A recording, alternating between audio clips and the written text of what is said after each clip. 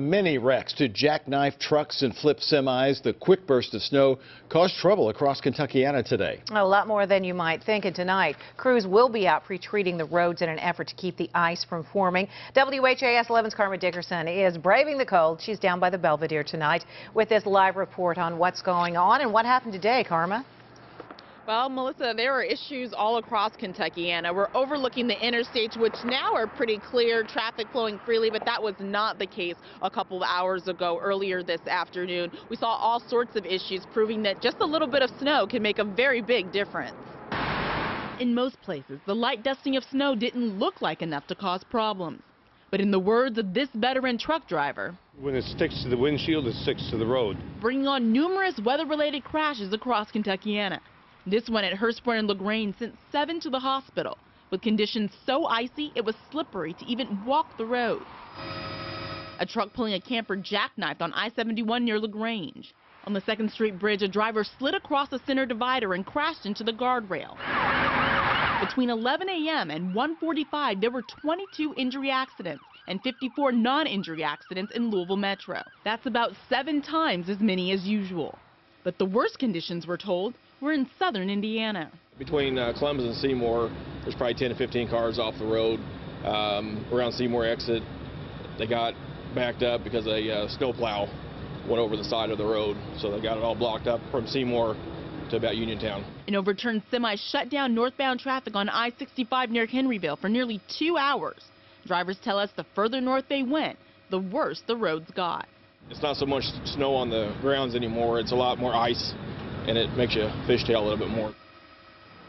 And despite all these accidents, both Indiana and Kentucky agencies said they did have people out treating the roads. It's just that the snow came down so fast and it was so wet and the ground was so cold that they had icy conditions before they can get a complete handle on it. So they are planning on going back out again tonight in preparation for the next wave of winter weather. Reporting live from the Belvedere, I'm Karma Dickerson, WHAS 11 News. Karma, thanks for the update. For nonstop winter weather coverage, we have you connected online and on your mobile device. Just follow us on Twitter and Facebook. And don't forget to send us your weather pictures. You can email them to this address, your photos, at WHAS11.com. Also today, a shooting in Louisville leads to a drug bust in Valley Station. One of the suspects arrested is now talking, telling us exactly what happened when she says police stormed the home last night. WHAS 11's Renee Murphy has the story. Renee? Well, police said they have a string of suspects now off the street, some with a criminal past. The bust is described as significant, with a large amount of meth that won't be sold. And all of a sudden, it just went crazy. Michelle Jaggers sets the scene from last night's drug bust. Whatever happened last night was like 3D, and I hope I don't never go through that again. She says that she was at this house on Grafton Hall Road in Valley Station when the police came in. These big booms went off, and I didn't know if they were guns or what. Scared me to death, and they kicked the door in, and they said everybody on the ground, and I just kind of stood there, get your hands on your head, and I was like, whoa.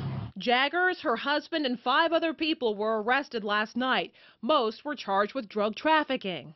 They found a number of drugs, in fact a very significant quantity of methamphetamine, in addition to a bottle of steroids, as well as drug paraphernalia. One of the suspects, Christopher Cox, is also charged with attempted murder for a shooting that happened last week on 3rd Street. Through the police department's investigation of that crime, they obtained a search warrant that led them to this Valley Station home.